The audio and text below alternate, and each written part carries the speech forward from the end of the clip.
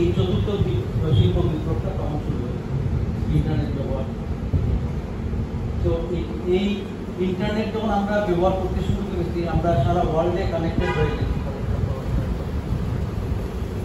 তো এইটার একটা জায়গা হলো ডিজিটাল বাংলাদেশ। যখন আমরা ডিজিটালাইজেশন করা হচ্ছে না, তো আমরা যখন ইন্টারনেট ব্যবহার করা শুরু করেছি তখন থেকে আমরা ডিজিটাল বাংলাদেশের কনসেপ্ট এসেছে।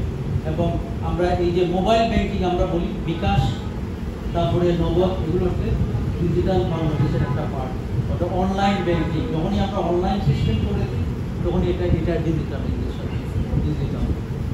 ঠিক আছে? তো ডিজিটাল বাংলাদেশে আমরা এখন একটা বড় উদ্দেশ্য ছিল যে ইন্টারনেট সেবাকে গ্রাম পর্যায়ে পৌঁছে দেওয়া। তো এখন মোটামুটি বলা যায় যে বাংলাদেশের আমাদের সবগুলো উপজেলাতে